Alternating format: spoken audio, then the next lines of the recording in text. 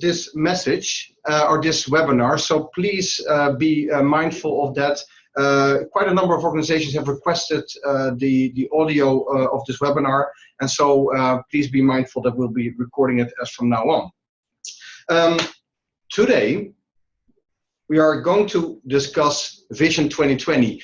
And there was quite a milestone in March of this year when the three executives of three leading organizations have signed an MOU, the Vision 2020 MOU, and from now on we will refer to them as MOU partners. This was Ted van der Put, Program Director of IDH, Melanie Rutten-Sulz, Executive Director of the 4C Association, and Roberio Silva, Executive Director of ICO. This was the moment when the MOU was signed, and that was a milestone moment because then actually these three partners could shake hands on a process that was going on for almost 2 years. And today we will share with you the progress that we have made and share with you the ideas on what Vision 2020 will be all about. We will ask for your feedback, we will ask for your input, because please note that this is very much work in progress. It's not finished. We really need your input, we need your commitment, and therefore today is not just us presenting to you, although that we will start with, but then we will have quite a number of moments where we would ask for your feedback and for your questions actually. If you have any questions, we have a special person sitting to the chat.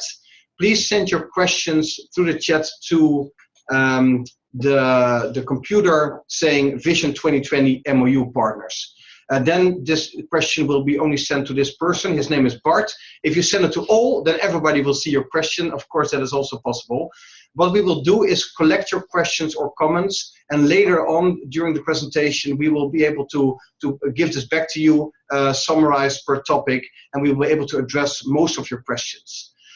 So, about today. The purpose of today is to share information with you on the current status and the content of Vision 2020. So what have we done so far? Where are we now? What is the latest thinking?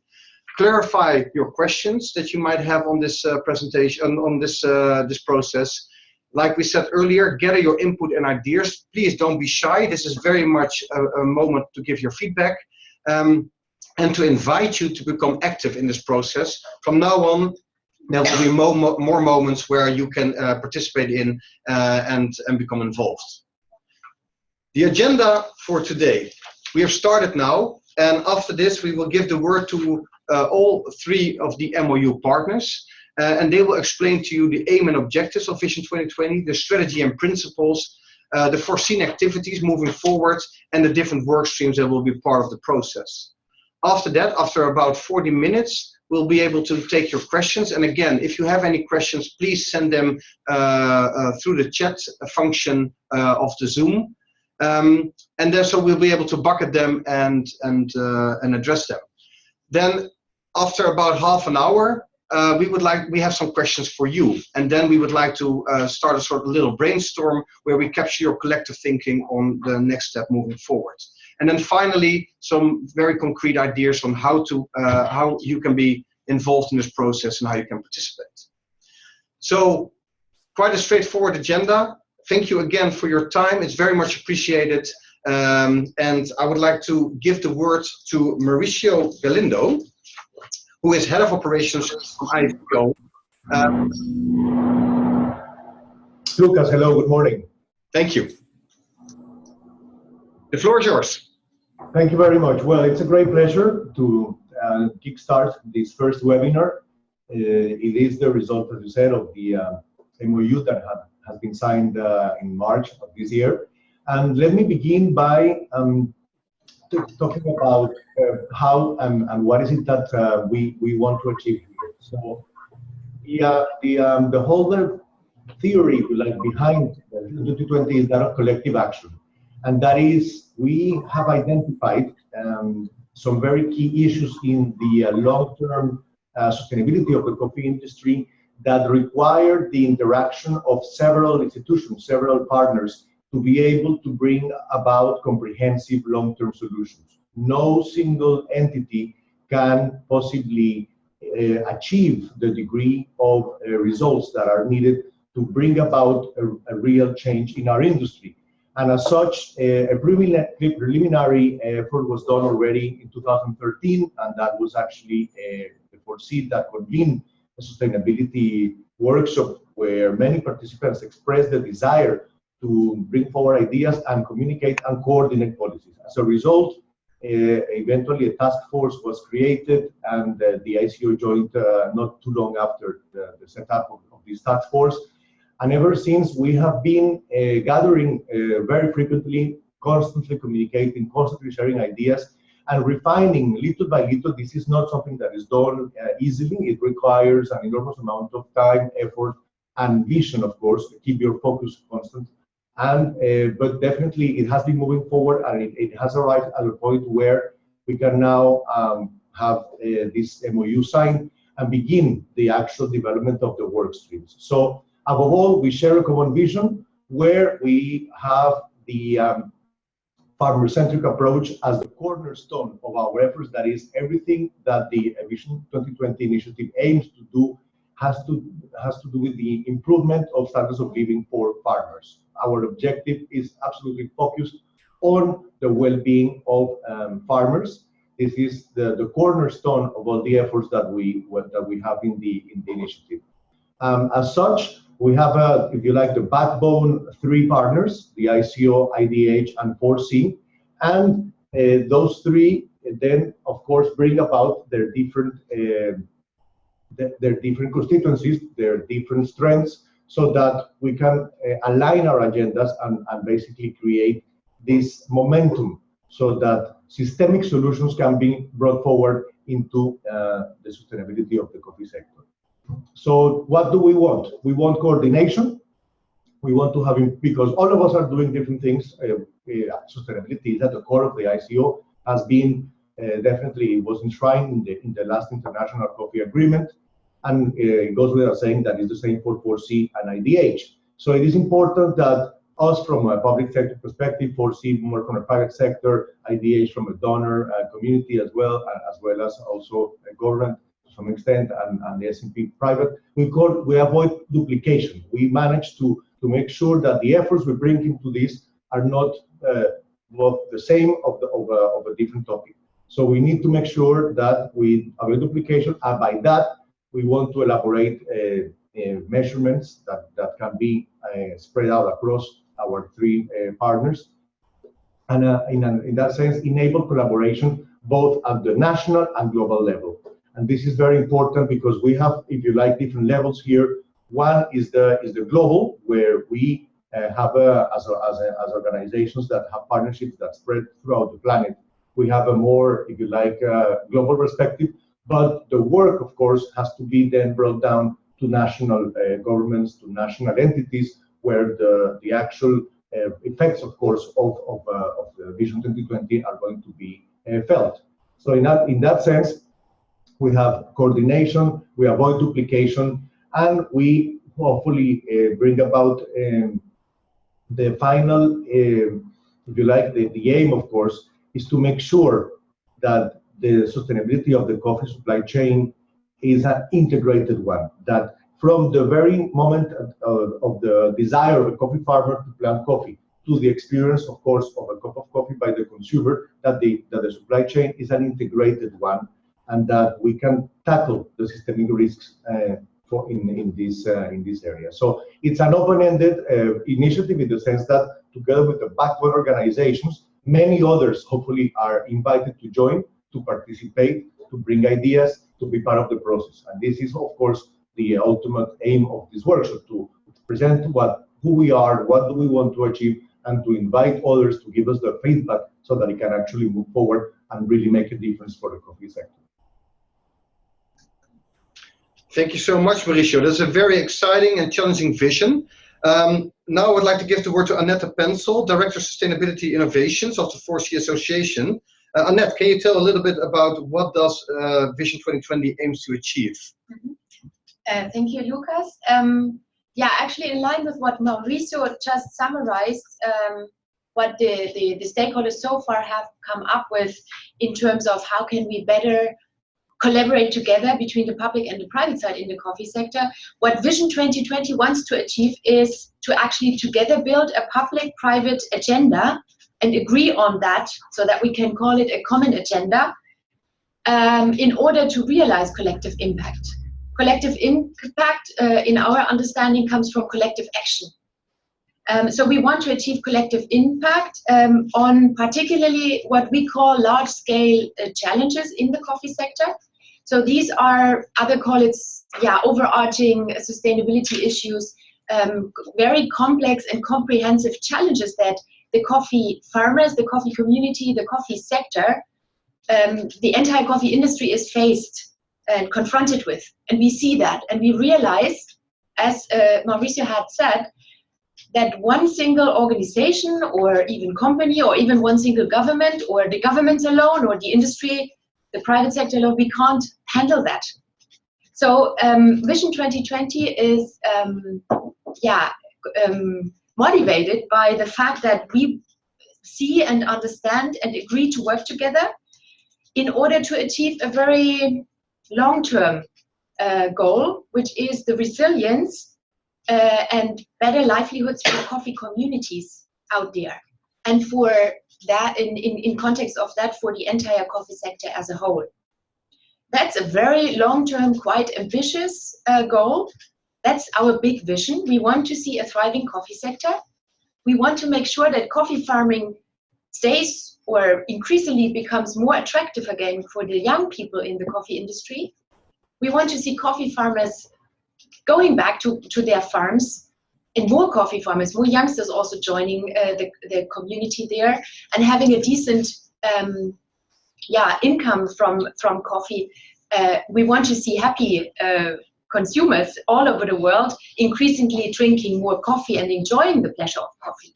And of course, we want to make sure that for all the actors, for all the companies, for all the organizations in between that long value chain, that coffee is a good business. It's a thriving business. That's what we want to achieve. We have defined specific aims, and you see them under the roof on the slides.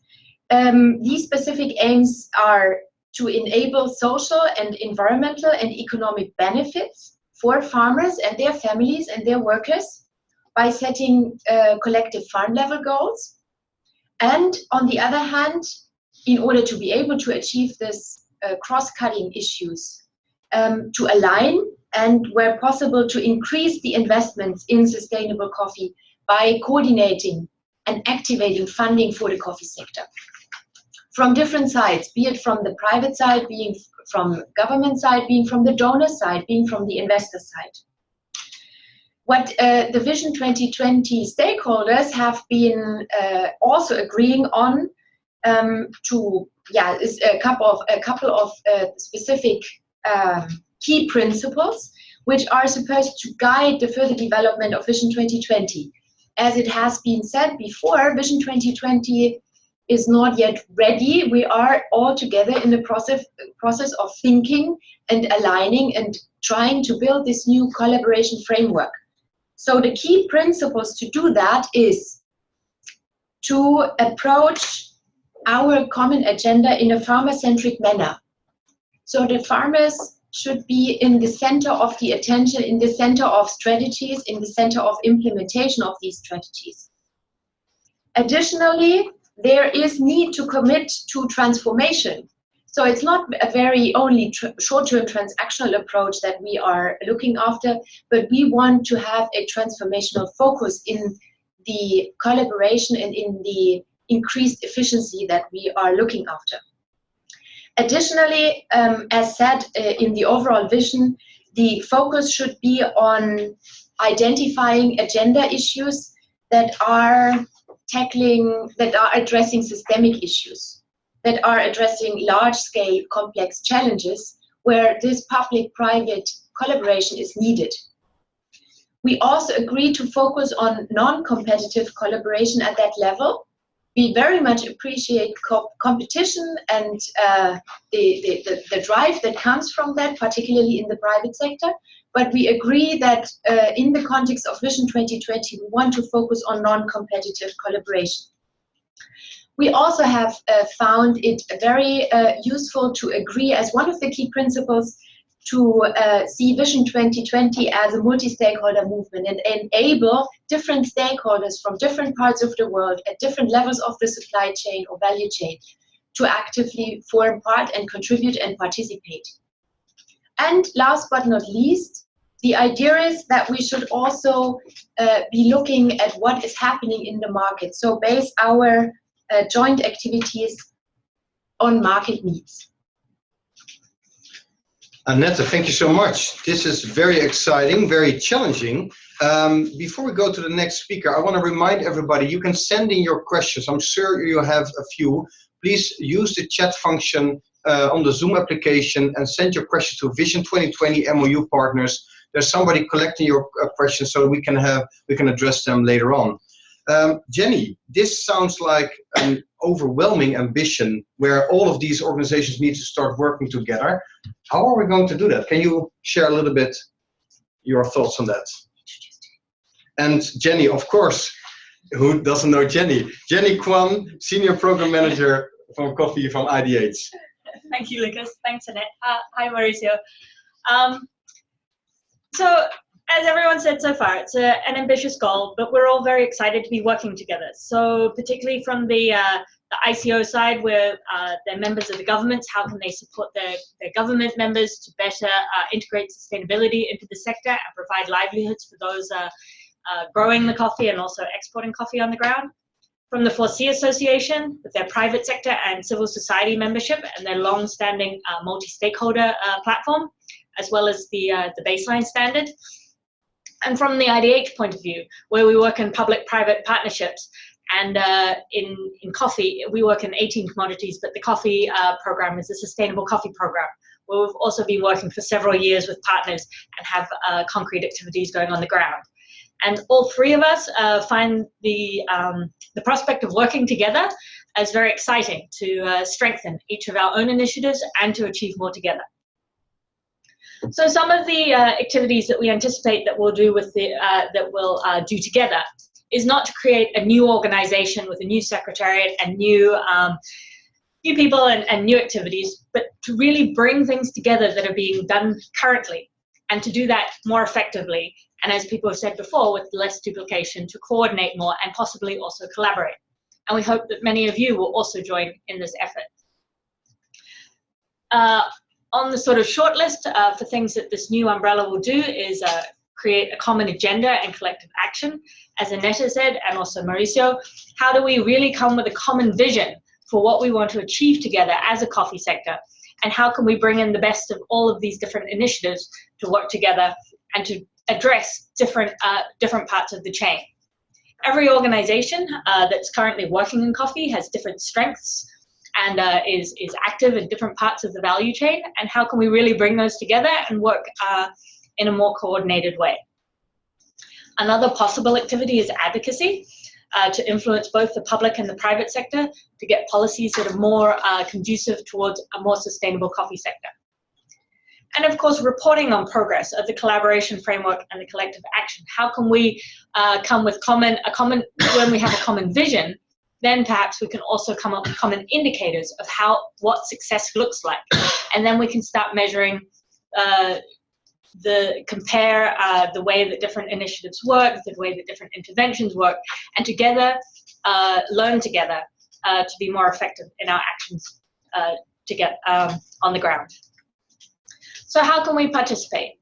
So if we go on to slide 8, you can see some examples of the work streams that we're thinking of. And all of these work streams currently exist under each of our different initiatives, and we're really seeing how can we work together to strengthen each of those. So one of them is the National Sustainability Curricula that's been initiated by the Sustainable Coffee Program, and seeing how we can work together with ICO to embed that, to bring that closer to what the governments also see as a vision for their coffee sector, and also the 4C Association with their wider stakeholder network. The National Sustainability Curriculum is a participatory process of seeing what are the farmers' needs in terms of training, and how can we come with common basic training materials for all of the extension workers, both public and private, to work together to train farmers on the ground.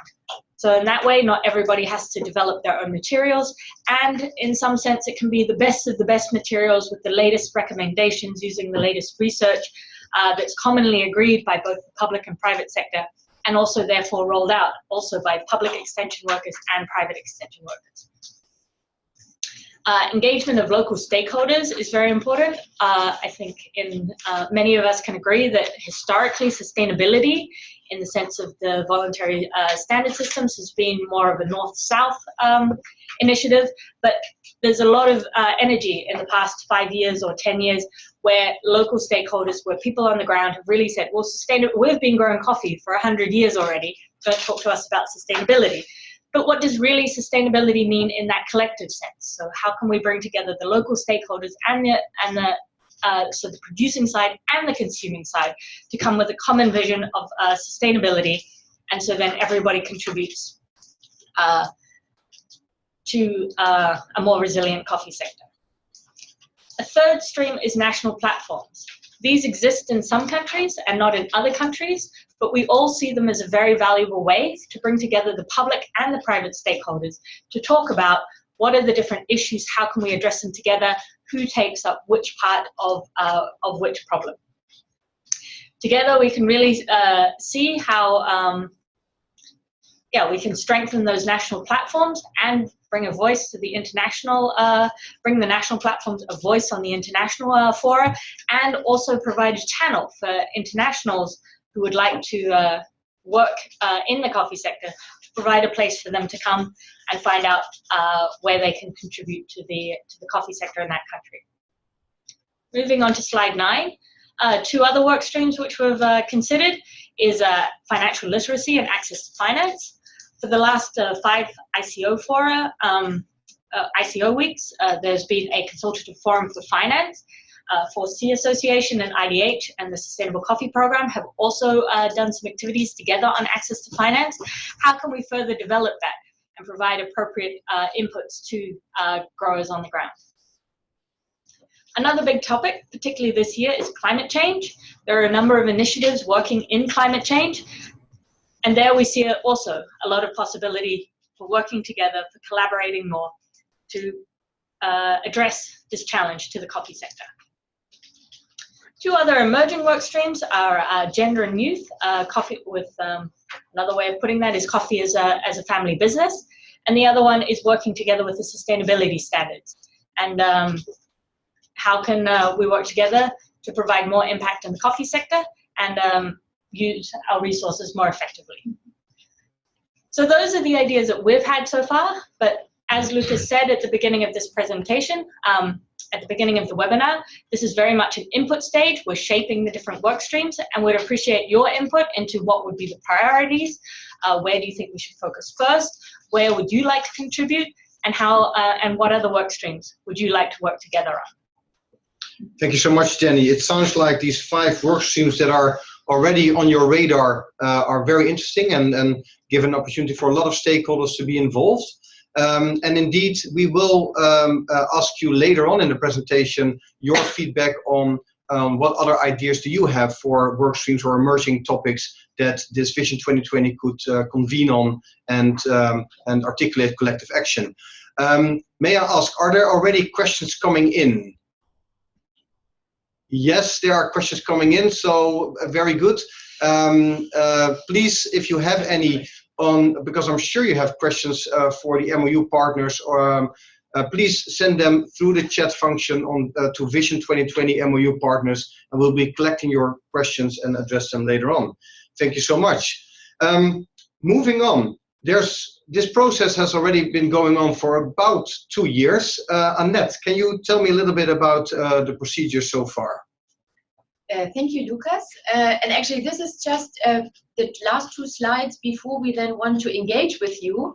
I can firmly imagine that your thinking is already going on quite a bit. So just to complete the information about how this process started and where we are right now, as we said, it's still a development process. So we are not yet there. We want to think along with you together and that is will be the second part of this webinar. But as Mauricio, as Lucas have already mentioned, it all started with a workshop that was organized about 2 years ago by initially the 4C Association, thinking about the future role of the 4C Association with its members. But very soon it became very clear that if we talk about broader sector collaboration and public-private engagement needed at a local level, at a national level, and at a global level, if we wanted to get to collective impact, we need to very much broaden up the scope of actors and participants in that. So a small task force was created with a diverse number of members from the 4C Association, plus IDH, ICO, ITC, and Douwe Egberts Master Blenders. You have all received that in the pre-reading slide, so I will rather keep this very short here. This task force has worked over the last 1.5, almost 2 years, quite intensively. As you can imagine, it's not easy to agree on even high-level, quite ambitious goals, and this is where we are right now. We would want to share what we have been able to agree so far with you.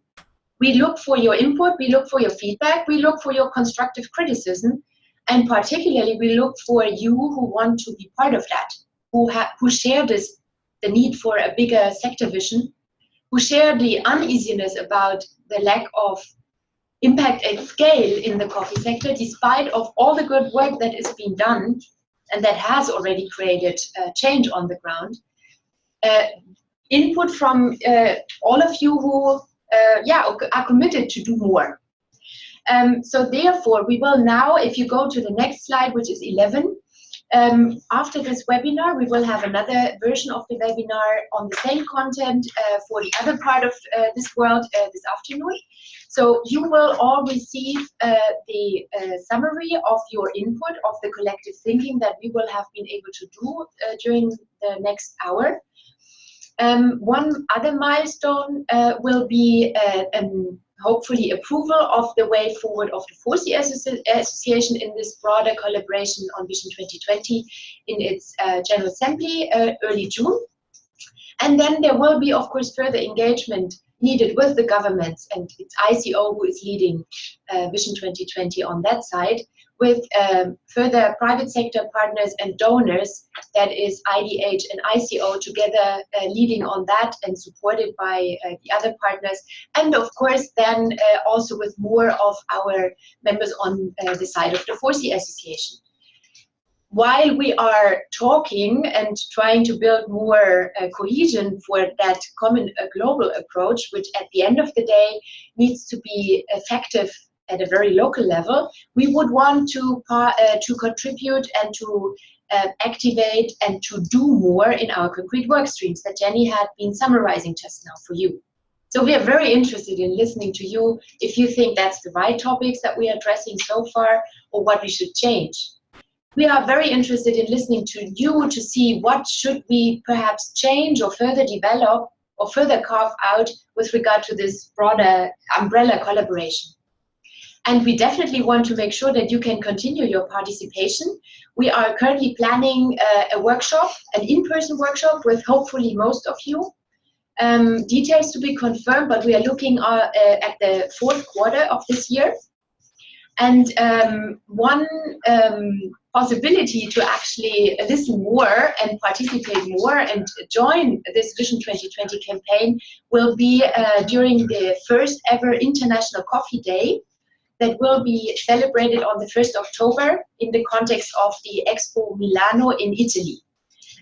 Mauricio will give us more information after the engagement part, and now we are looking forward to hear what you are saying, what your questions are.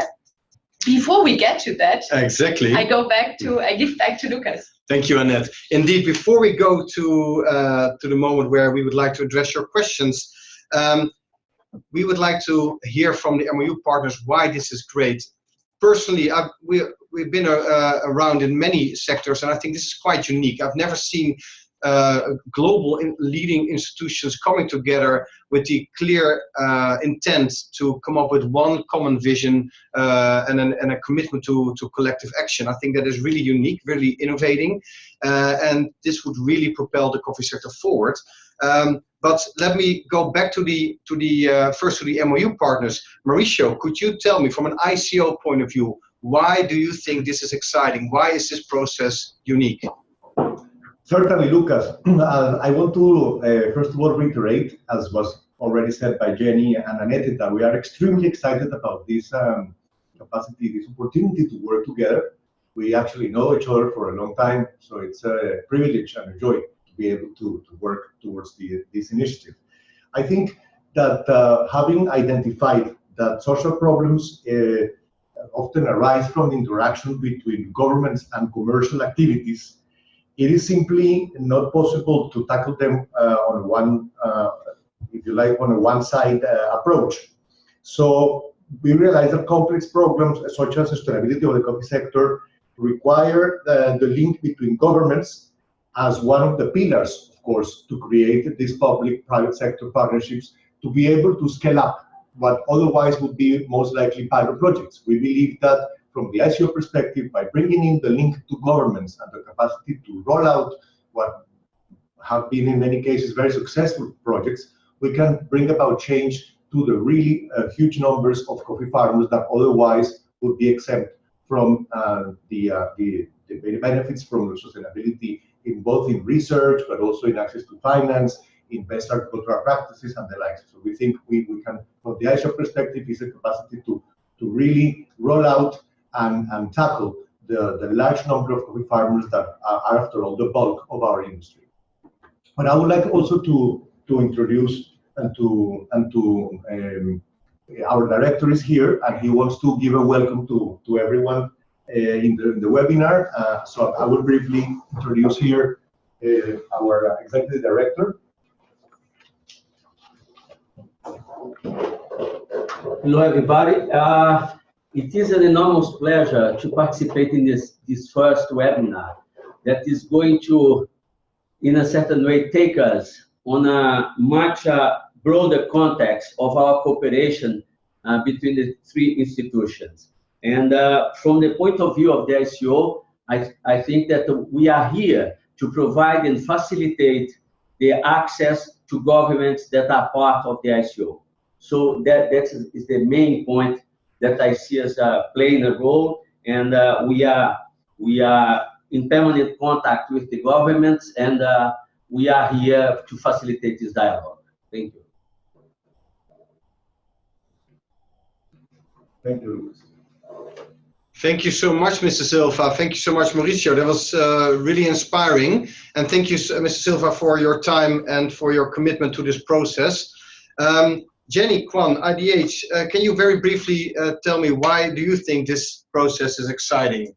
Great. Well, I think I already mentioned it when I was presenting what we're going to do together. And I think that that's the most exciting part. The prospect of using the different strengths of the different organizations involved, so the MOU partners, and also the organizations that we've been talking to in the past few months who are interested in participating, of really having collective action where we can use the strength of ICO's engagement with government, the 4C Association's multi-stakeholder platform, and civil society engagement, and also from the IDH point, the public-private partnerships that we've put together, and also our connections to donors. And of course, all the other partners that we've been talking to, both on the ground in country, and also in the United States, also in Europe, also in the producing countries, the possibility of doing things together under this more coordinated umbrella, we find very exciting to increase our impact on the ground and ensure more resilience in the long term for the coffee sector. Indeed. Thank you so much, Jenny. Annette, very briefly, I know you've been talking about this already for a while. Could you, in one sentence, tell me why is this exciting from 4C Association? There is, of course, a lot of repetition. As you will see, we are already, as three organizations, quite aligned. From the 4C Association, our members represent the private sector. We have about 300 members including producer representatives, producer organizations, and also civil society organizations, as well as coffee associations. So our members have been in the sustainability movement quite for a while.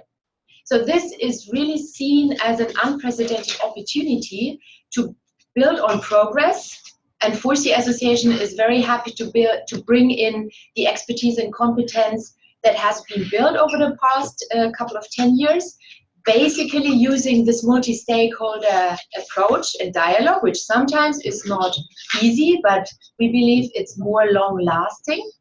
And to scale up the efforts, to really look at a long-term sustainability of the sector and to address collectively with the governments, thanks to the facilitation and the coordination of ICO, together with public-private partnership programs, such as the Sustainable Coffee Program by IDH and their partners, together with the donors, get more work done to address these really critical challenges which the coffee industry is facing.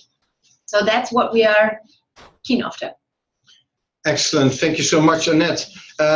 In the run-up of this webinar, we have asked a couple of key people to also give us their let's say written statement, written references. Here we have 3 of them.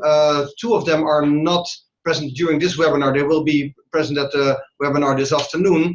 But one from Rick Reinhardt, Executive Director of the SCAA, who states, what has become abundantly clear to me is that the challenges facing coffee are extraordinarily complex and endemic to smallholder agriculture. Knowing this has made it inconceivable that any one company, government, or institution can successfully address them. It is my heartfelt belief that only a widely adopted, sincerely supported, and thoughtfully constructed collaborative impact model will be up to the task. And this is my abiding interest in Vision 2020. I think that's a very clear statement. We have Stephanie Miltenberg from DEMP on the line. And Stephanie, you're going to be muted now. Could you please give us your statement personally? You want me to read it out again, Lucas? Or do it in your own words, Stephanie. No, it's clear, I think, from what has been said before, that we are definitely not starting from scratch. And we, as a coffee roaster, have been participating and investing in the IDH Sustainability Coffee Program as from the start. Good progress has been made. We're not yet there. It's a journey. We all know that. But we have definitely learned a lot about working pre-competitively and about the need to engage local government. And we also value very much the efforts that were made by the 4C Association in setting this up and to align with the SAP program. And it becomes clear that this new initiative is very much helped by the addition of the partnership with ICO, because it's really crucial that local governments also engage and that access to local governments in producing countries is facilitated by ICO, and that we all share and are behind the objectives of this exciting new coffee campaign. Very clear statement. Thank you so much. And another one, some of you will be seeing it on the screen. John Sluter, CEO from Café Africa, states, we see a growing number of public-private platforms in Africa's coffee-producing countries. Government and business need to learn new ways to work together. It takes time and effort on both sides to build the relationships of trust on which this depends. Vision 2020 can provide technical input and shared learning for the critical issues faced by a national coffee sector. Above all, it can model the dynamic of building trust through these platforms, be they at national, regional, or district level, which will empower the farmers to achieve long-term sustainability. And last but not least, one that is not on your screen but has come in recently is from the chair of the Vision 2020 Task Force, Mr. Francesco Tramontin from Mondelez, and he states, Vision 2020 represents a unique opportunity to align interventions in coffee sustainability and build a truly shared agenda for the benefit of the farmers. What ICO, IDH, SCP, and 4C can achieve by working together is unlike anything else we have seen in the sustainability arena, and beyond the usual platforms and roundtable. And I think this sums it up quite nicely. This is truly unique.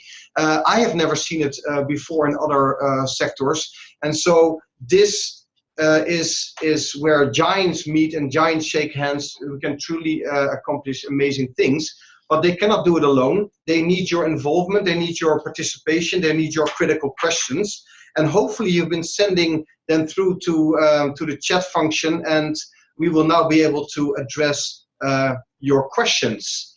And so let me first ask Bart, how many questions did we got through the chat? Let me count. Quite a substantial amount. 1, 2, 3, 4, 5, 6, 7, 8, 9, 10 questions. 10 questions. All right. And have you been able, while they come in, to bucket them, and can we put them on the screen? I definitely have, and we have one list to start off with. Yes.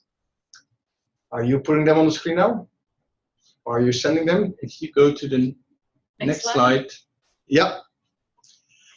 So before this webinar, actually, we sent you also, or we gave you the possibility to send in some questions to us up front, and we did receive a number of questions, which we were able to summarize in these 3 questions. And while we already start addressing them, we will, in the meantime, prepare the questions we just got through the chat function. So the first one is an obvious one, and we did address it, but perhaps it's good to mention it again, because I know this will be on many people's minds. How is Vision 2020 going to look like? Will there be a separate organization or an institution, a secretariat, another membership organization? Jenny, could you please enlighten on this one? Sure. Enlighten us. I think I already mentioned during the introductory slides that we don't see this as a separate organization or as an institution, but rather an umbrella function where we can come together as long as we find it useful to work together. So we see ICO, currently the MOU partners, ICO, IDH, and the 4C Association as sort of providing the background.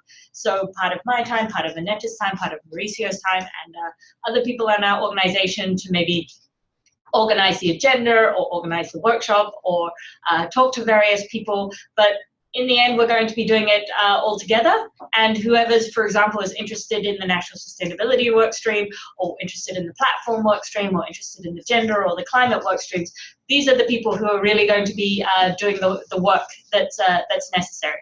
So no, there won't be a separate organizational institution, but it's collective action working together. But Jenny, if I may, in one of the pictures that we showed, it was this common vision, and under that common vision there was mentioned ICO, IDH, 4C Association, but there were also these boxes that says other. Could you explain a little bit what those other organizations might be, and how could they be involved in the shaping of these common visions? Or perhaps should I ask this question to you, Annette? Thank you. I'm happy to take up this question. So it's 2 questions actually. So how can others participate? As Jenny said, and I think it was quite clear in the concrete examples of what we call work streams, there are actually already quite a number of other organizations, and some of them who are you out there listening and sharing with us, you have been already part of that journey. So it's not that we start now from point 0 and from there on we build a new organization, as Jenny said. It's the big idea here is to align, to agree on what would be like the common vision, which needs to be done still at, for instance, a national level or alongside different topical work streams. So what do we do about helping farmers to confront themselves better in view of changing climate? So to increase the resilience with regard to climate changes. That's a big question, and probably we don't know the answers, but there are several initiatives and several of you out there who have been starting to look into that. So what we are committing to as MOU partners is to facilitate, based on our broad outreach. If we just look at the sheer potential outreach based on our collective membership or stakeholders in our networks, there is a bit of an outreach possible. So we are committing to work together to organize what is going on, to bring the active partners, organizations, initiatives together and then to see if we can at least avoid duplication, but perhaps even agree together with the producer representatives, with the governments, with the private sector representatives, with donors, on what to do next in a more aligned manner. So basically everybody can participate who is active in coffee and who has a stake in coffee and who is interested in a thriving coffee sector going forward. Now, how concretely this will work in every single country, we don't yet know. We have to start somewhere. We have been starting. We're inviting now you to become part of that and also to highlight where perhaps any of you can take the lead. And we are able then, as the three backbone organizations, as we see ICOs, IDHs and 4C associations role in a virtual secretariat for the moment, we are able to follow up on that and bring the agenda and the activities together. Excellent. Thank you so much, Annette. Mauricio, can you tell me what will success look like when this is working, when this is functioning and we have the work stream? How do we know that we are accomplishing anything? Certainly, Lucas. Well, the beauty of this initiative, as has been already stated, is that, of course, we are building on the strengths of each other. So, for instance, in the work streams, we identified what is it that we're doing and what is it that we are doing tackling already, say, the same problem from different angles. It could be access to finance or climate change. So what success would look like? Well, certainly, we want to see greater progress in terms of farmers being able to adapt and even mitigate climate change. We would like to be able to bring forward with much greater emphasis the possibilities that remain there to access financing climate change. We think resources are available, so one already indicator of success would be a much higher capacity to obtain funding for climate change strategies in the coffee sector, and that is something we have already identified as a very tangible and real possibility. That would be one. And linked to that, but not confined to climate change, of course, is access to finance. We would like to see much more finance and much more capacity for our farmers to both mitigate risk and access to finance for their own activity. So if you like, the capacity to go to a next level, and in that sense, from the ICO perspective, it is sometimes talking to the big multilateral organizations and then using the networks that both 4C and IDH have already in the field to then make the connection to the small farmers. So we see there very clear instances where success, even in the short to mid-term, can begin to look like. So it is a question of course, as has been said by both Annette and Jenny, this is something that is just taking shape. We need clearly more time to identify more concrete performance indicators if we want to arrive. This is all in the making, but we certainly think that quite soon we can begin to see systemic change that is being channeled thanks to the positive interaction and the build-up between these backbone organizations, and of course all others that want to join and can bring in resources, ideas, and motivation to this initiative. Thank you so much, Mauricio. Meanwhile, we have collected your questions and I put them on the screen now, and this is also new for me, so allow me to take a quick look at them and then see how we can start addressing your questions. And they are bucketed, so if you don't recognize your question concretely, then probably it's because we have summarized it and joined them together on certain topics.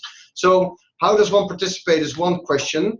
So there are a number of national coffee sectors already working, public and private sectors together in an effort to make the sector more sustainable. How can these national initiatives collectively participate in the Vision 2020 agenda globally? Yes, that is an obvious one. Annette, I believe you already touched upon it quickly, but perhaps can you readdress them again?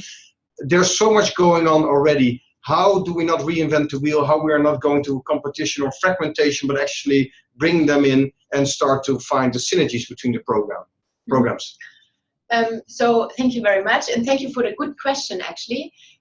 That's indeed true, and that is what had triggered initially also the need or our idea from the very early workshop 2 years ago, that there is so much going on, but how can we make sure that we create, with all the money, with all the effort, with all the time that organizations and people are putting into the different activities, how can we create more impact? So that's where we started from. So we don't have necessarily all the answers already pre-prepared, but what in the discussion became very clear is that actually what we believe needs to be happening at a global level, that different stakeholders, key stakeholders from the public side, so governments and government agencies, and also donors, and from the private sector side, from farmers, starting with the farmers and all along the supply chain, including then also investors and private donors, need to somehow get together to agree on what is the common vision. So at a global level, that the perfect place for that is, of course, as Mauricio and Mr. Silva already said, is the ICO, where this dialogue has been facilitated already. So that is where we think we could actually leverage and use better what we have in terms of a forum that is already in place. More importantly, as well, at a national level, the belief that we need to increase the efforts to bring public and private sector initiatives and stakeholders together. Because there's so much going on at a national level that is not even known at times to other national stakeholders. So what we think is there needs to be coordination and a dialogue between public and private side at a national level, perhaps even at a local level, where the voice of the farmer, where the interest of the farmer is recognized and respected, and where not everybody needs to do everything, where the different stakeholders can then agree on a joint common vision and agenda for themselves. We can't predict that. We shouldn't be too prescriptive there from our perspective, but this needs to happen, and then the different stakeholders feed into a progress reporting framework in line with their agreements and with their commitments. But then everybody does what is where he or she or where the organization has the particular strength. And that should be then brought to the global level in order to enable national coffee sectors to learn from each other, in order to enable private sector players to also learn from each other in a non-competitive way, and to also, of course, have a motivating factor for different donors, for different governments, for different interested coffee sector institutions to learn and to increase the impact. So basically what I'm saying is we think that most of the work will happen at a national and at a local level, and we believe that there are already fora existent where this can be scaled at a global level in a very efficient manner. And the MOU partners, ICO, IDH, and 4C Association are willing to help convening, are willing to listen to what is needed, what you want, where you would go to. It shouldn't be just another meeting there at a global level to bring in expertise or share experience. It should be useful and valid. And therefore we wanted to reach out to you to ask you, what would you think is feasible? How to really make this happen, to bring the national expertise together. Thank you, Annette. There are two questions, two buckets of questions that are a bit similar. So if a party from a public sector wants to contribute, should they contact ICO? If a party from the private sector wants to contribute, should they contact 4C? Or if a party from the donor sector wants to contribute, should they contact IDH? These questions are important to understand the roles of the founding members at this point. And the other one is a bit like if a country is already part of the ICO or an organization is already part of the 4C, would participation be channeled through these respective organizations? Yeah, very, very clear questions. Jenny, would you like to answer that? So I think, as Annette already mentioned earlier, all of our organizations have networks that overlap quite a lot in within the coffee sector, but also there are some organizations which are more in touch with 4C or more in touch with IDH or more in touch with ICO. So we've sort of put that ICO is leading, of course, on the government side, but on the private sector side and on the donor side, it could also be any of the three parties as well. So there are some donor organizations which have very strong links to ICO and 4C Association. IDH also has strong donor links. The private sector also has strong links, both on the IDH side and on the 4C Association side. So it's up to the organization that wants to participate about who to get in touch with first. And yeah, feel free to contact any of us to see how you might participate. In terms of if you're already a member of ICO or you're already a member of the 4C Association or of the Sustainable Coffee Program, your participation can be channeled through those organizations, or you can also participate directly. It really depends on what kind of role you want to take in the different work streams in the overall initiative. If you want to take a leading role, then probably it makes sense to participate as your own organization. If you just want to be part of the conversation or contribute to the fora or just understand what the outputs were, then maybe that participation is better channeled through the organization that you would like to participate through. But in any case, if I may add, this is of course a general invitation, particularly to IDH with its sustainable coffee program, and the 4C Association, which is a membership organization. You can of course get in touch and find out what membership or partnership would look like in more concrete terms. Yeah. Yeah. Thank you so much, Jenny Annette. The other topic where we received a number of questions on is these work streams and areas of collaboration. So how were these work streams selected? And is this a result of the 2-year process? And one in particular, but I will separate that one. How does this Vision 2020 relate to the 4C standard? But first, Mauricio, could you help us out on these questions? How were these work streams selected? And who has done that? And are they still up for change? Certainly, Lucas. Well, I think clearly they come from the work that each one of the 3 backbone organizations had already been doing for a number of years in some cases. So we start with what we do already and what we know and what we're good at, and that in a way those work streams impose themselves simply by the fact of say, where are we now, where have we been working, where our emphasis has been on.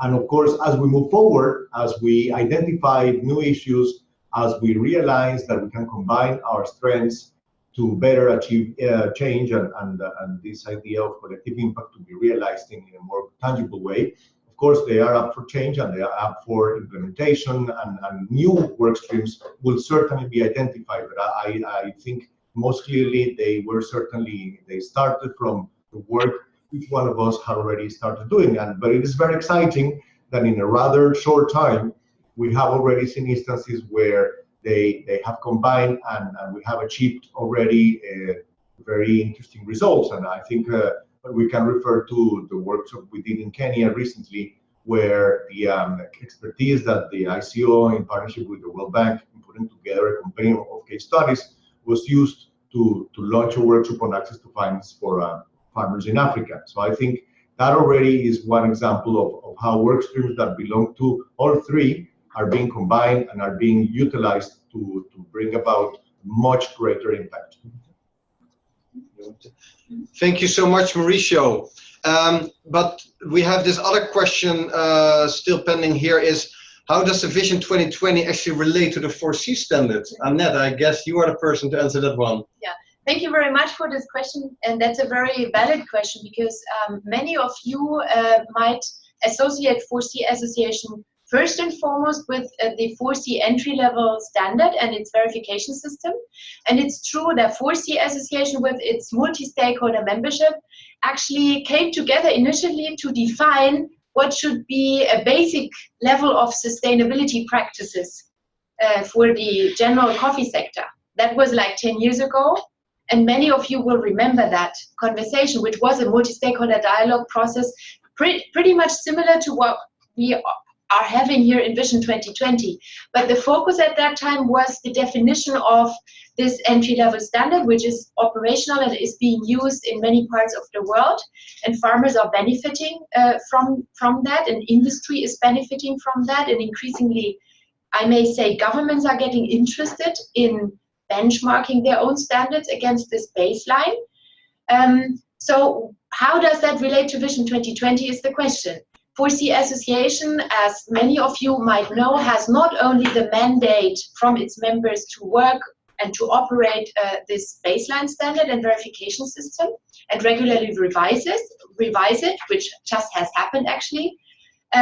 But the mandate of the 4C Association is also to work with the other sustainability standards, and they are members, and some of them are participating here in our conversation, and also to address what we call systemic or landscape issues. So this is why the 4C Association has been seeing that there are these issues out there in the sector which are very difficult to crack, if I may say, with a tool, which is a baseline standard, is a tool, a sustainability tool for the supply chain. So it's a complementary approach where 4C Association believes that there is additional benefit and value to be gained in this broader collaboration. It is using the same basic membership covering many parts of the world and many different parts of the value chain already, but to not only operate the entry-level standard, but to also broaden up the collaboration with governments, with donors, with other private and public partners to address in a complementary manner the bigger sector issues. Annette, thank you so much.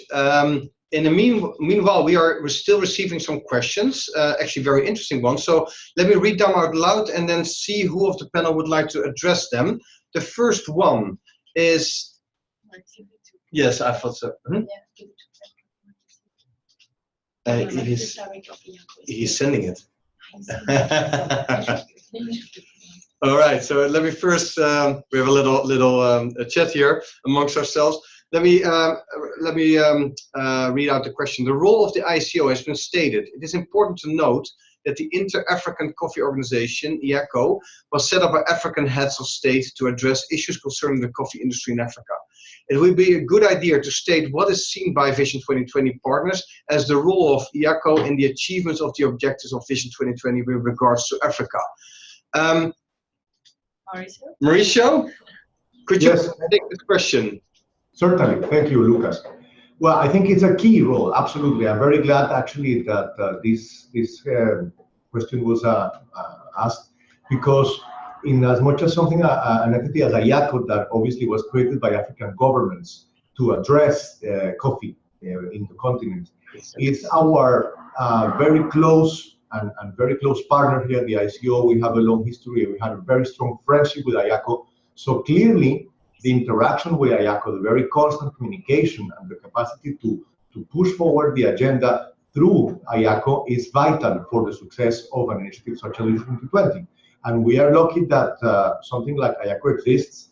It's not the case in every part of the world. So in that sense, we certainly count and rely on IACO to be able to mobilize our member countries in a way that it would be much more difficult to tackle them each individually. IACO allows us to create, if you like, a uniform message that then can go and reach out in a much more powerful way African governments that want to be joined, hopefully all of them, this initiative.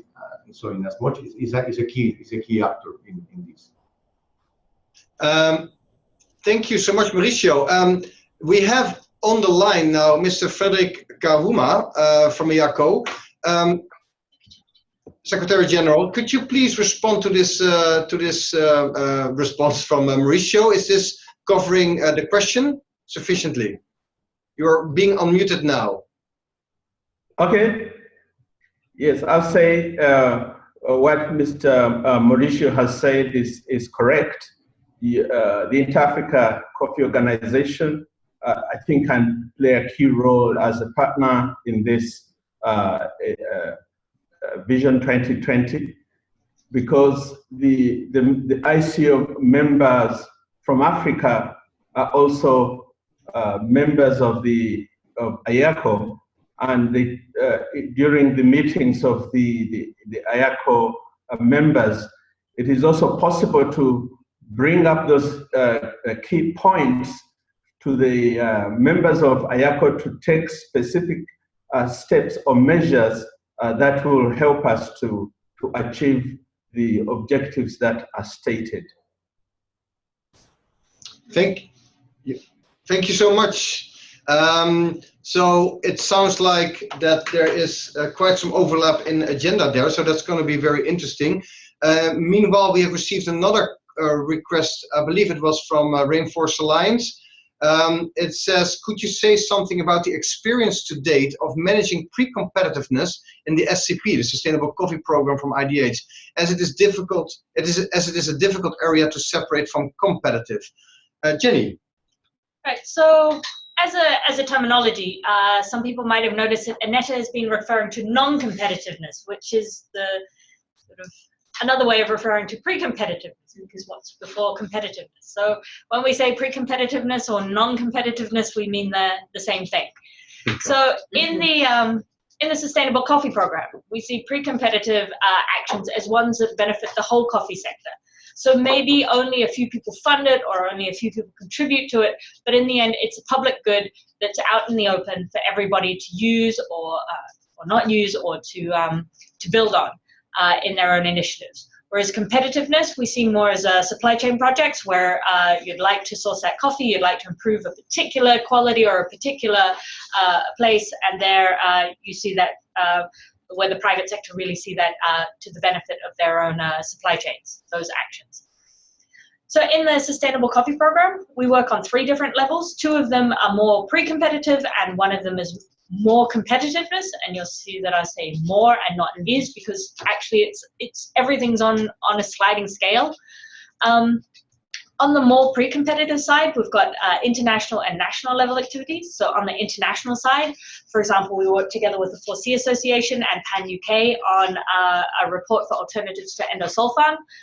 We've also published together with HEBOS and AgroProFocus a toolkit for sustainable coffee farming as a family business that's got a number of case studies and a facilitated toolkit for gender and youth inclusiveness in training sessions.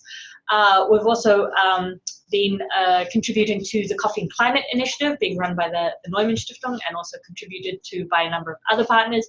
And all of those initiatives produce reports or goods or toolkits that are for the benefit of the wider coffee sector as a whole. On the national level, we've been supporting the development of the Vietnam Coffee Coordination Board and other national platforms. We've also been contributing to the development of the National Sustainability Curriculum. So there's a coffee sustainability curricula that was recently launched in Brazil. There's also a national sustainability curriculum that's being rolled out currently in Vietnam and also in Uganda. And we're also supporting the development in several other countries as well, including Tanzania. We're about to start the process in a couple of other countries too.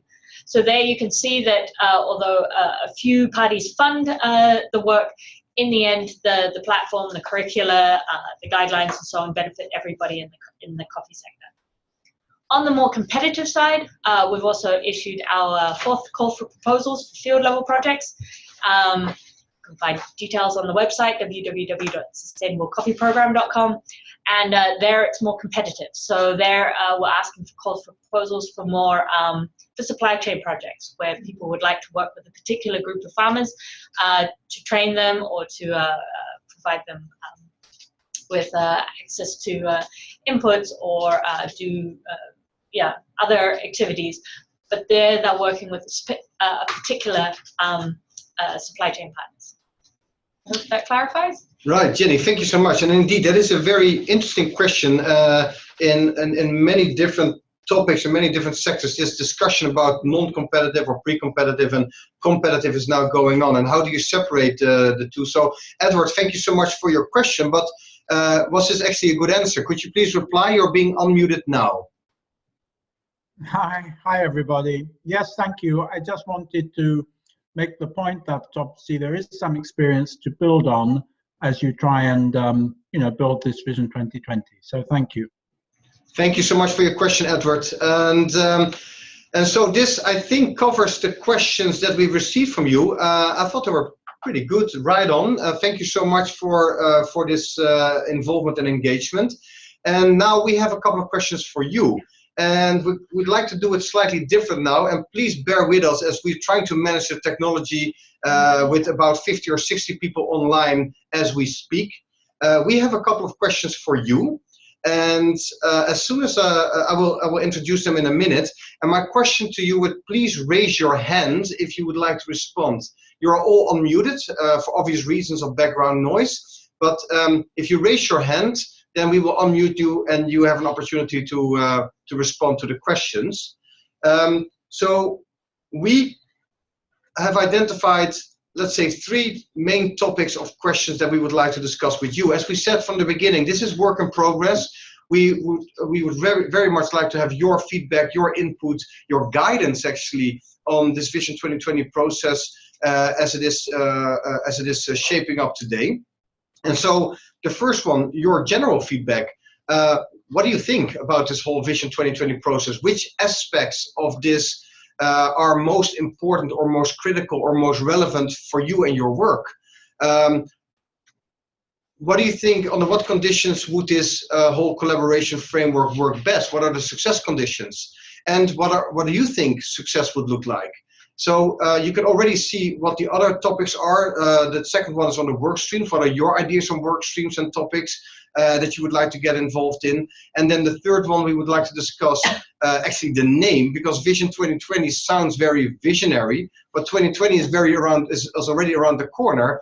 And well, perhaps some of these topics that we would like to tackle are not tackled by 2020. And so the idea is perhaps to change the name to the Global Coffee Alliance, this common vision. So we'd like to get your feedback on that. But let's take it one by one. Going back to the first one, please raise your hand and you will be unmuted by Bart.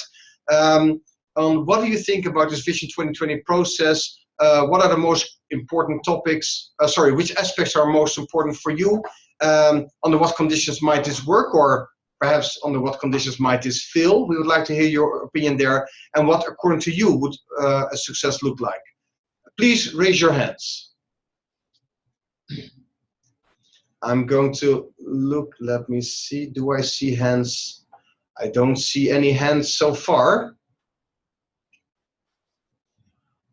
Who would like to respond? This is your moment. If you're not sure how to raise your hand, then you can go to, if you're looking at the screen, then up in the top, you've got a More button, and then there's a Manage Participants, and then in the top left, there's a little button that says Raise Your Hand. Can you repeat it again? So if you go to the top bar, or in the bottom if you're not in full screen, you go to Manage Participants. It might be under the little More tab, Manage Participants, and then you open that up and you'll see a list of everyone participating, and then in the top left there's a button that says Raise Hand. Very good, very good. Okay, but I see already, I already have our first hand. Let me see, Catherine Murphy from Cafe Africa, Tanzania. Here you go. Catherine, yeah. I'll unmute you. Thank you. I would just like to make a comment under what conditions the framework would work best. I think there's been a number of questions already around how national stakeholders will fit into the coffee platform. And as I see it, I see that there's a sort of a tendency that ICO will manage some of the government interaction, and then IDH and 4C would manage private sector dialogue. But I would suggest that there would be helpful to have a place where national coffee sectors, both the public and private, and what they've managed to collectively work on together, should be able to feed into that dialogue as an entity. And I think the importance in that is that not all private sector actors will necessarily be playing the same role in every country in which they're active. And if we're able to somehow build on the dynamic and the collaboration that's been managed to achieve in an individual country, I think it would be good to be able to share that globally, but to share that collectively. Thank you so much. Your question clearly resonates here at the table because people are nodding their heads. Annette, you're very actively nodding your head. Would you like to respond? Yeah, actually it was more a comment, Catherine, and thank you for that one. We totally agree here. Definitely we have also good experiences already that we can work with and showcase, for example, the experiences managed or facilitated actually by Cafe Africa, the national stakeholder platform, coffee platform in Uganda, that Cafe Africa has been facilitating as a neutral player over the last couple of years, is a very successful example of ours.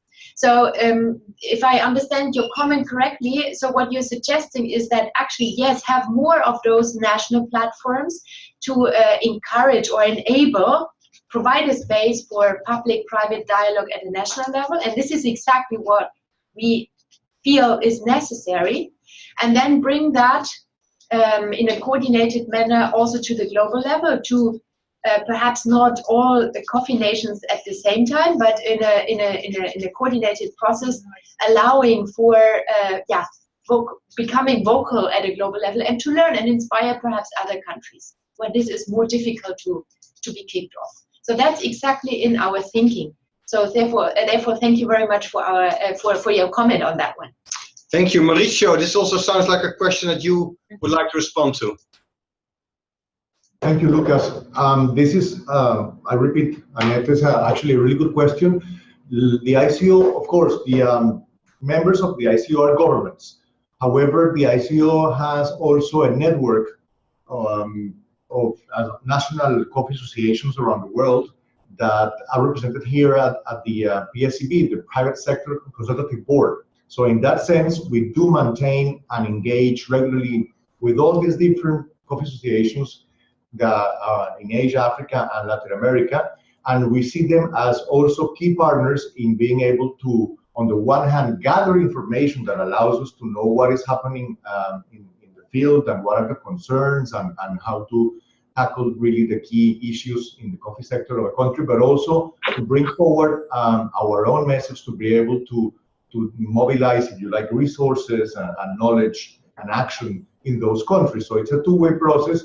And we certainly count on them, and we think that engaging with those national coffee associations, whatever the name, because it changes, of course, from country to country, is vital to the success of the initiative. So I fully agree with Annette. It has been already, we already identified it as one of the key partners for us to move forward, and that we hope that they become more and more active in bringing forward their own ideas and their own views as to how to make this a successful initiative. Thank you, Mauricio. And in fact, Jenny, you also wanted to say something. Just something brief, completely agreeing with both Mauricio and Annette. But right now, a lot of different organizations have been working in coffee and coffee sustainability for many years now.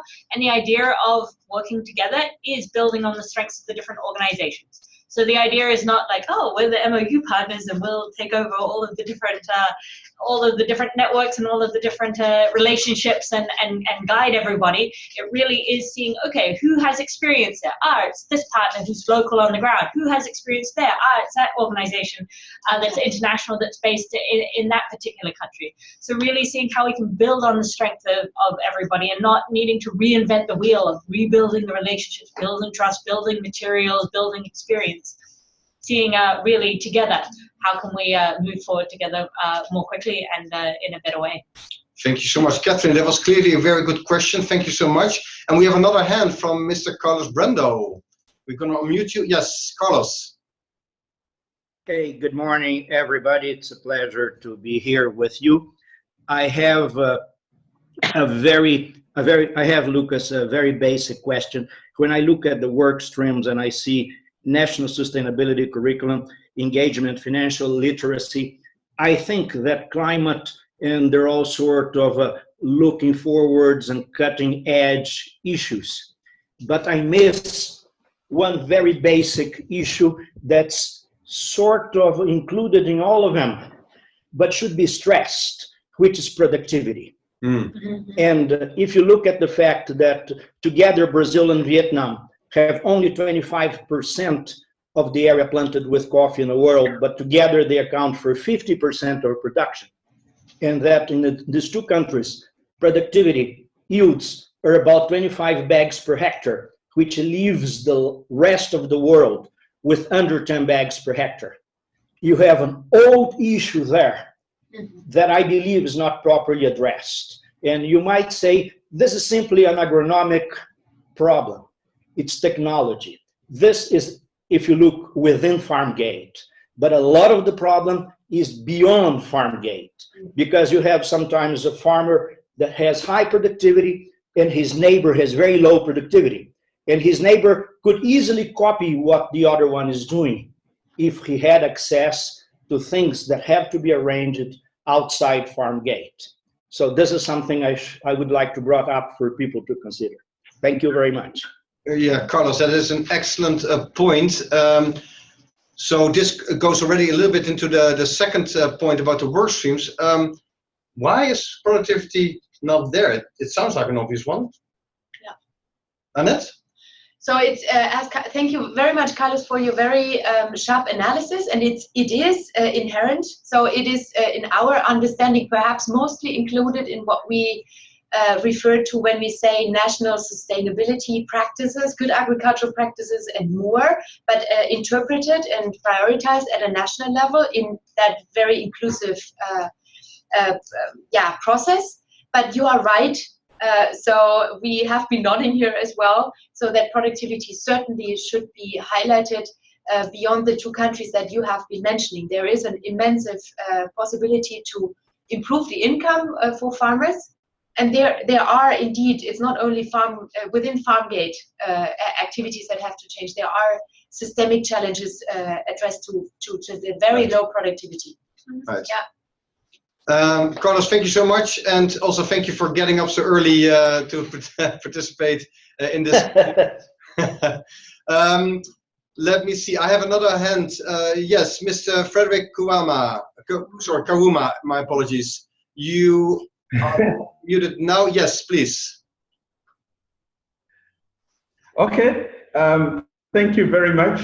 I've really appreciated the discussion this morning.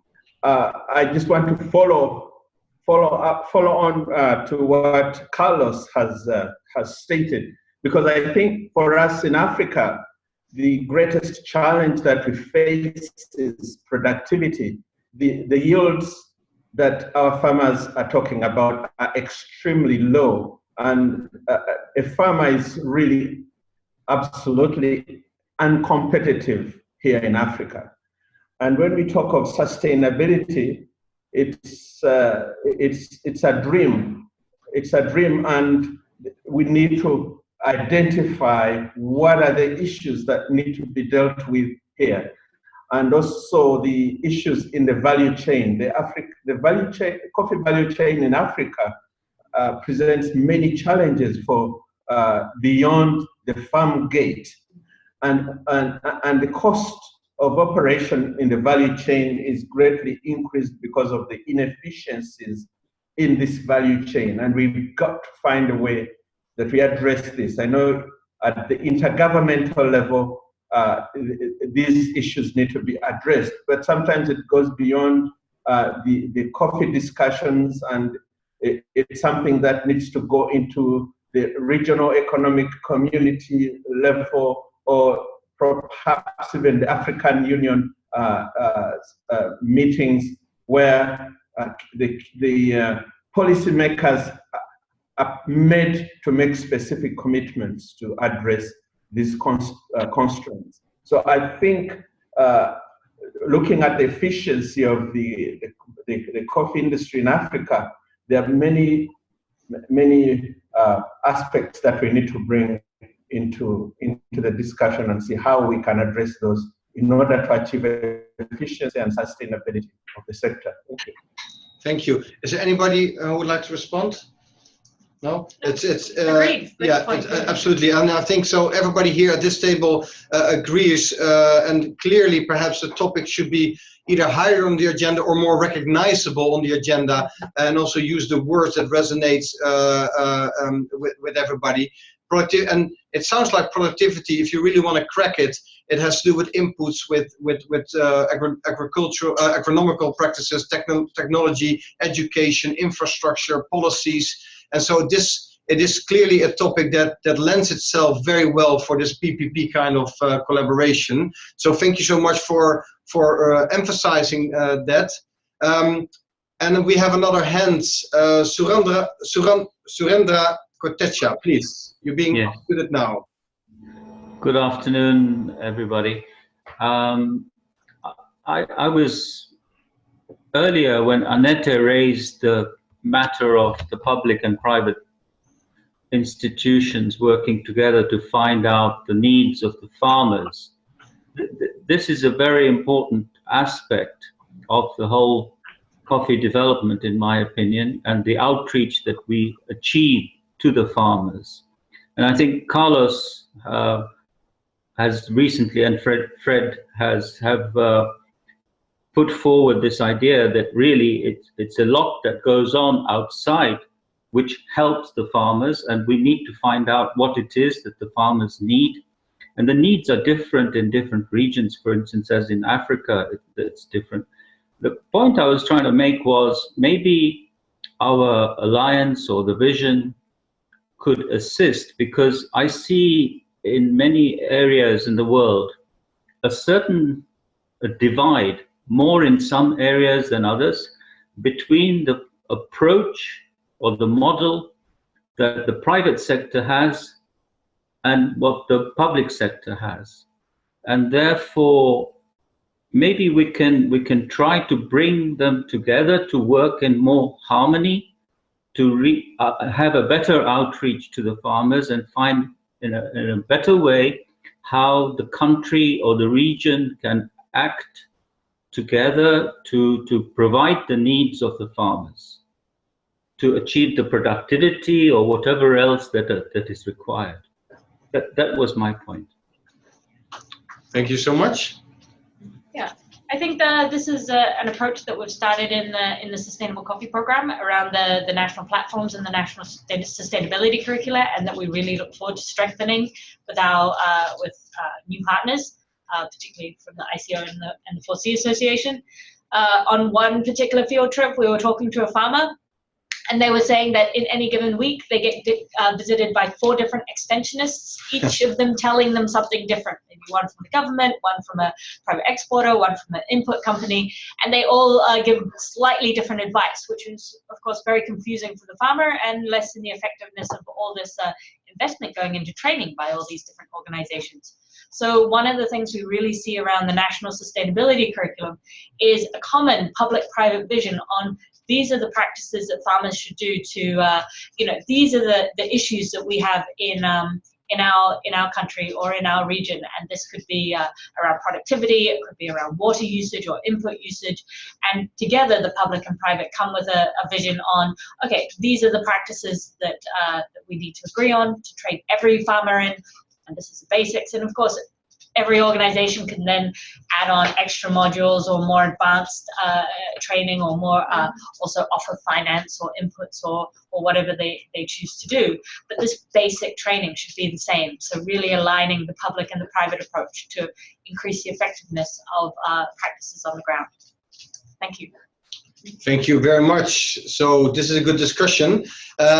I would like to see if we can touch the question in the third bucket. The name of this program is now called Vision 2020, and the suggestion is to call it the Global Coffee Alliance. I don't know, Mauricio or Annette, could you please explain why this name, the Global Coffee Alliance, and what kind of feedback would you like to get from the people on this name? Mauricio, would you like to kick off?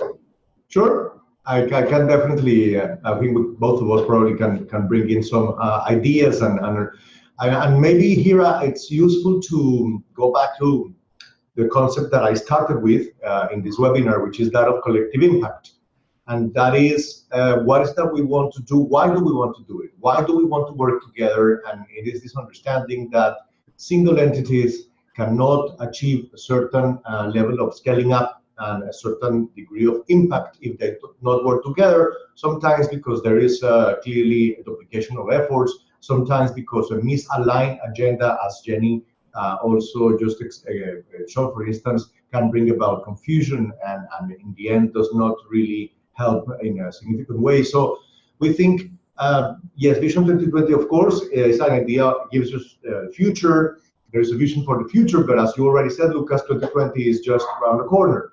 And what we think here, this is an alliance in the sense that we are not aiming to create any type of new entity, new organization with headquarters somewhere in the world. We are rather aligning our efforts and agendas and making sure that we work together towards certain specific goals, but as an alliance, as a group of organizations, private, public, that have a similar vision about what do we want in the future, and share, of course, certain specific goals on where do we want to be. So alliance perhaps does bring better this rather global and this umbrella feeling to it, where you can have also multiple partners. There is no absolute definition of how many, but it's all working together without. But each thing, basically, everything happens through the actual partners. Nothing is done by the creation of a new entity. Annette, maybe you want to complement to that. Thank you so much. Well, actually, you covered it almost entirely. So perhaps just to be a bit transparent on, who came up with this name. There is this, task force, mandated, working on the different areas that we have been sharing now so far with you, where we want to see your feedback. And the task force work so far has been organized with different small work streams or champions. Champions that have been volunteering from different participating organizations and companies to basically for free feed in their ideas. So this idea of the Global Coffee Alliance came from what we call the comms champions, the communications champions, because from a communications perspective, Vision 2020 on the one hand side is cool, but it was seen to be too short-handed. So just for you to see, this is all no rocket science. We are working, we have all our normal jobs, as all the stakeholders that have been working now on Vision 2020 to get this initiative or this campaign up and running. So we wanted to reach out to you to see, does this resonate in a positive manner? Is it perhaps confusing? Is there another Coffee Global Alliance out there which we are not aware of? So perhaps can we get some feelings here from the virtual room? Yes, excellent. So we would like to get your reactions. Does this name resonate? Do you feel inspired? Does it rally action? Does it rally your involvement? Carlos, I see you raised. Sorry? Or does it leave you cold? Oh yes, or does it leave you cold? Indeed. Carlos, I see your hand up. Please. Yes, thanks, Lucas. From a marketing perspective, and when I look at the two names, I'm not saying Vision 2020 is the right name or Global Coffee Alliance is the wrong one, but I see a greater appeal and a sense of urgency in Vision 2020. I see the future and I see a deadline. I see Global Coffee Alliance as a blunt thing with less appeal. And there are many alliances around the world. I'm not saying either name is the right one, but I think we should build a sense of urgency in a sense of, I understand alliance brings in participation, but it seems to me a bit bland. Perhaps we need something with more appeal and more indicating that we're looking at the future and looking for solutions. Thank you. Suggestions? Any suggestions, Carlos? Like from the top of your mind, any kind of additional suggestions? I'm a slow thinker, Jenny. I'll have to think it over. Okay, great. Carlos, thank you very much. What I hear you say is that whatever the name is or will be, it needs to articulate this sense of urgency and with a deadline that this should not be a talking club or just another alliance, but it should be about action and about impact. Is that correct, Carlos? You got it, Lucas. That's exactly my feeling. Because a name, something means a lot to a person who sees it for the first time and who has to decide whether to join or not. Thank you. And every time I mention Vision 2020 to people, they want to know what it is, what is it going to do? And I have my doubts that an alliance will bring that. An alliance, to me, has the meaning of bringing people together, and the reason is to bring together. The agenda is secondary. Right. Very good feedback. Thank you so much, Carlos. I have two other hands, so clearly this name and the discussion we're having is resonating with people. I have Mr. Karuma. Yeah, thank you. From a marketing perspective, I think, as Carlos has said, the Global Coffee Alliance communicates a message. But maybe we would look at how we can combine those two, combine the Vision 2020 and the Global Coffee Alliance, so that we send one message across, and then it becomes clear what this alliance is all about. Thank you. That's a very practical one, and that feedback that you're giving us will also be given back to the comms champions, as Annette has explained it. But this is very useful feedback. Thank you so much. So, Surendra. In fact, at first I raised my hand and I put it down again because all I wanted to say was I fully agree with Carlos. But then I thought of another idea when we asked for a name, and I think we should stick to Vision 2020. And then maybe as a subtitle, what it is, what is the Vision 2020 and what is it all about?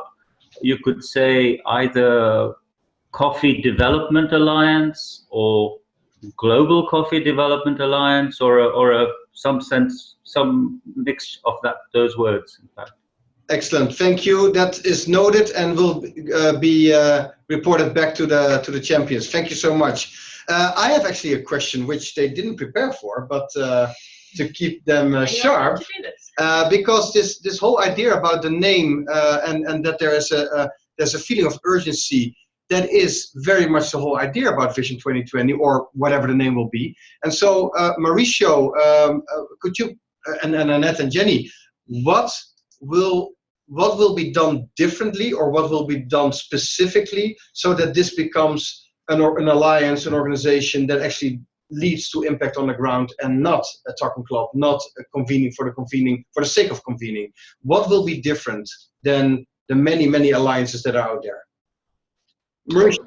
Well, thank you, Lucas. I think what really we're seeing here is that, and this has to do with, let's say, larger than us individually circumstances that are luckily working in our favor, and that is the possibility of public and private sector coordinating efforts in such a way. I mean, I think those of us who have been in the coffee industry for more than a decade, and much more in many cases, know that not long ago this would have been impossible. The possibility of us sitting together like this and having achieved the signing of the MOU from all three partners means that we have for the first time the capacity to bring about change where both public and private sector understand that they need each other, that they bring about different areas of expertise, different sources of resources, different capacities to roll out good initiatives. And in that, because we begin with that understanding already, and we're not saying it's easy or that it's all done, but there is certainly already a certain understanding that this is the starting point. Otherwise, it would have been possible even to sign the memorandum of understanding. So I think this is what is giving us the opportunity to be effective and to bring about change in a way that it hasn't been done before. So we're building on that sense of, yes, we can work together and we have a lot to gain. This is a win-win situation.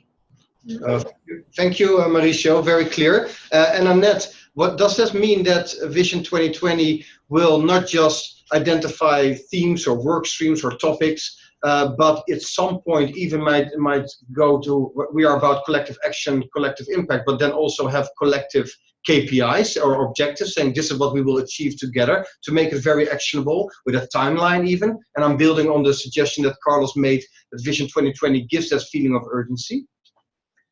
Yes, that's the way we would like seeing it developing, definitely. And the MOU partners and more organizations out there who want to join and want to contribute to that joint vision and joint common agenda are going to be, of course, invited to do so.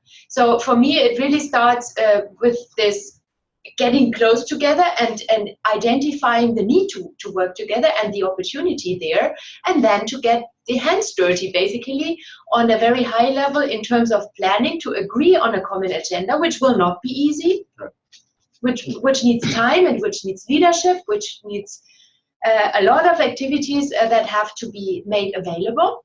or a lot of capacities that have to be made available in different regards. But as Mauricio said, the fact that we have this MOU signed and the three signing organizations are behind that great potential is already encouraging. So we now need to work on concrete work streams, as we have been doing that, and trying to build the traction for that collective impact. And then, of course, work on a shared agenda, which then has to be come with a shared outcome or agreed outcomes and agreed targets.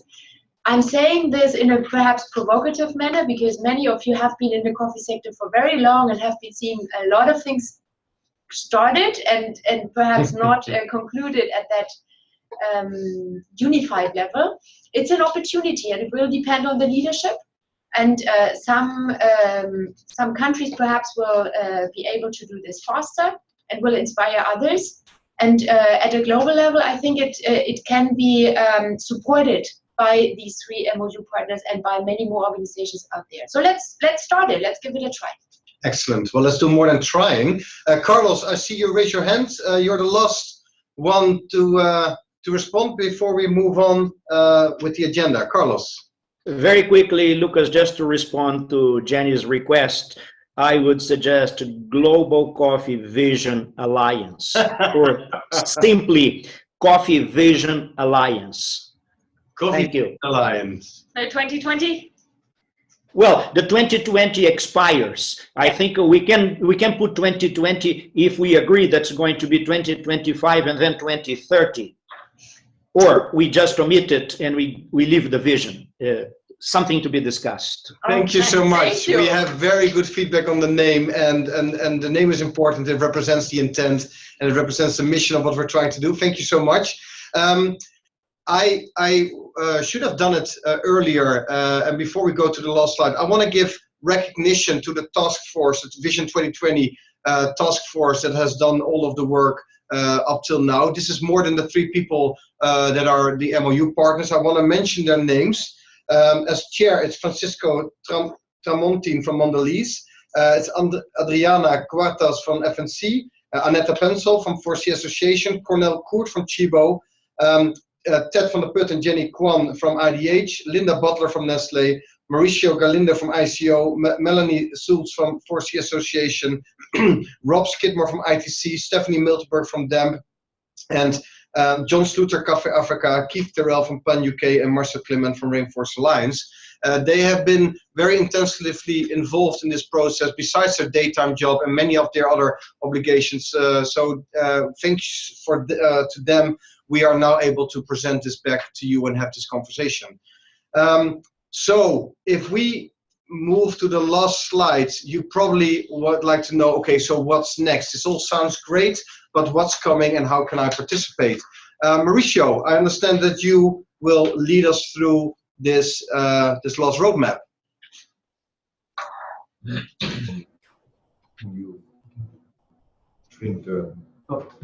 Mauricio? Yes, thank you, Lucas. So basically, as you said, we have already identified some next steps. So what is happening? There are a number of events happening this year.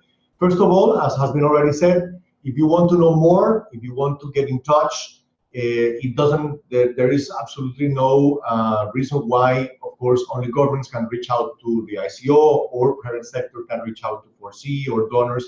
There's three of us. You have our emails there. We are always more than happy to receive feedback and comments. So this is the first point. It's very important. Of course, Annette has been putting a huge amount of work into organizing and to helping us move this forward. I have to say publicly here, thank you so much. You really have been instrumental in making this happen. But all three of us really are devoting a good amount of time and energy. So we welcome your comments, feedback, ideas. So what is happening there? What are the upcoming workstream workshops? So which areas that have not been yet developed we think we can move forward? Well, one is certainly the topic of gender and youth.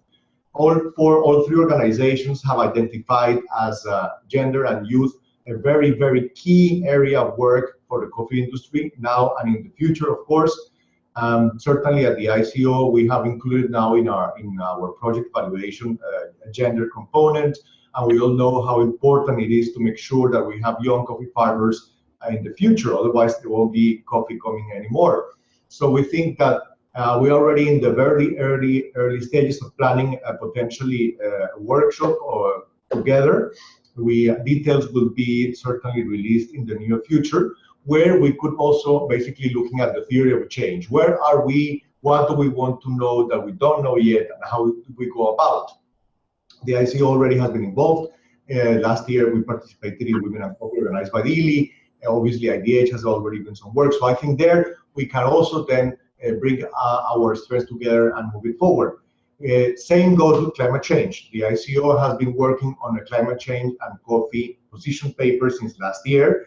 We have been postponing our official launch of the document because our members actually have wanted to contribute to it even more. So we are waiting a bit more to have it finalized, but we will certainly submit a position paper with the official position of the ICO to leading to the Paris event in December, the UNFCCC event in December. So that's another area where by including the expertise that we are hoping to understand that and the work that is already being done by others such as Coffee and Climate, we can roll out and in the national sustainability curriculum and in the activities of the 4C as well. So climate change is another key area where we welcome everyone's engagement. We recognize that at the national level there is excellent research being done.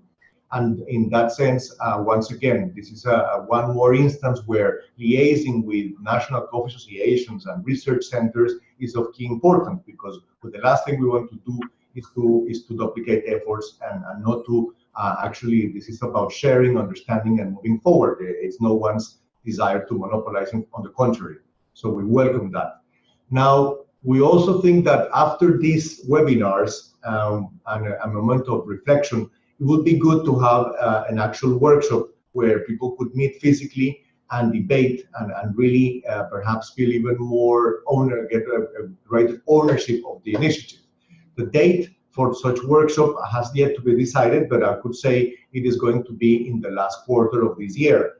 Once again, this will depend on the feedback we receive and on the circumstances of what happens in the next few months, but we think it's important to get everyone together in one place, under one roof, to be able to debate this to a greater extent. And then finally, it's very important also, I would like to highlight, at the end of September, beginning of October, we will have the International Coffee Council and the first Global Coffee Forum. The Global Coffee Forum will take 2 days. It will take place within the framework of Expo Milan, as was said already by Annette, and it will be a forum that will allow us, I think, to bring even to a great audience the message of Vision 2020. We will have there's already, if you like, the participation of maybe the 3 of us, maybe one. We'll see how it goes, but there is already a slot there for Vision 2020 where the ideas can be presented, where the state of the art will be discussed, and hopefully we'll have an audience that will want to also participate and get involved and get to see more. And of course, it's a great opportunity for visibility for Vision 2020. This is going to be all linked as well to the celebration of the first International Coffee Day on the 1st of October. So we have a very exciting year ahead of us, where we can make use of these different events and platforms to bring forward the message and to really galvanize support and hopefully motivation behind the initiative. So there's all these different moments or these different events where people can get involved, where we think there is a capacity to bring it to the next level and to build on what's been done already. Mauricio, thank you so much. There's quite an agenda coming up, and I want to emphasize one thing that was perhaps not clear, is that we will share the outcomes, the report of both webinars, this one but also the one this afternoon, to you all, so you have an official document with your comments and with what has been presented so far. And that is the agenda for this year. I want to see if there are any comments at this moment, so people want to react, because we're coming to the end of this this presentation. Perhaps people want to respond in general what their opinion is about this whole Vision 2020. If you want to raise your hand, please do so now. Or perhaps you have a question for one of the MOU partners. Anything you like in the last 10 minutes. Everything you always wanted to ask about Vision 2020. To keep it on topic. Okay, then probably you are overwhelmed and overjoyed about this this process. I want to say this is quite an interesting and very timely process. I have not seen before that so many organizations come together. Imagine that next year or end of this year, next year, there is a common agenda in the making where every one of you can participate. There's alignment on topics, there's alignment on strategy, on how to tackle these things. It's translated to national strategies. It's taken up by local PPP structures, perhaps even a common framework how to measure progress. Donors can align to this. This is quite an exciting process. And I really think that with your help, if we are successful in building this, it could really help the sector to become future-proof. And I think that's in the end what we're all concerned about. I want to give the last word to the MOU partners. What are your final thoughts, final remarks perhaps, final wishes to the audience? Annette. Thank you for joining us here. We look very much forward to receiving additional thoughts, perhaps after some digesting of this very packed information kit. Please do contact us, please be in touch, and we look forward to seeing you, latest at the first ever International Coffee Day, or the workshop for further planning and more concrete action and alignment then in the fourth quarter of this year. Thank you very much. Thank you, Annette. Jenny? Yeah, so I agree with Annette. Thanks very much for joining us today, and thanks for your input. As Annette said, please be in touch with us with any input or thoughts on what you've heard today so far, what we've talked about in other cases, but also something you're really excited about, input you want to give us, priorities that you have. You say, no, this topic is the one that we have to address now. Even more important than even more important. Or, for example, if anyone has an idea on productivity that they would like to lead, they say, okay, we've already got this in the making. Let's make it bigger and more impactful. Let's do this together. Please be in touch, and let's see how we can start activating this alliance towards action on the ground. Excellent. Mauricio. Thank you, Lucas. Well, once I would like to join my colleagues here from London, in my case, to thank you everyone for participating in this webinar, to encourage all of you to come forward with ideas, questions, suggestions for us to make it better, more transformative, and to really make sure that everything we do is definitely going to translate into better, more sustainable, and better income for small farmers. For farmers in general, but particularly, of course, and I think Carlos identified productivity is going to be a cornerstone of how we're going to move forward in terms of bringing about the message that we're going to deliver here. So thank you very much to everyone. All right, so thank you everybody for your time. It's really appreciated. We know how busy you are, and it also shows the importance of sustainability for the coffee sector. This topic is very much alive, and there's clearly interest in moving this forward.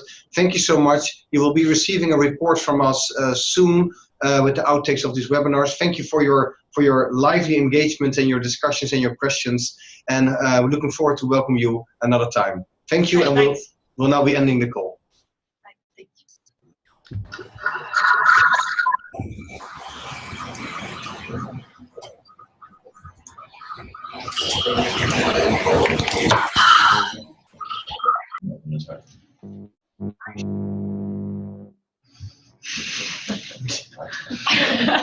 Now. Yeah, I'm not kidding.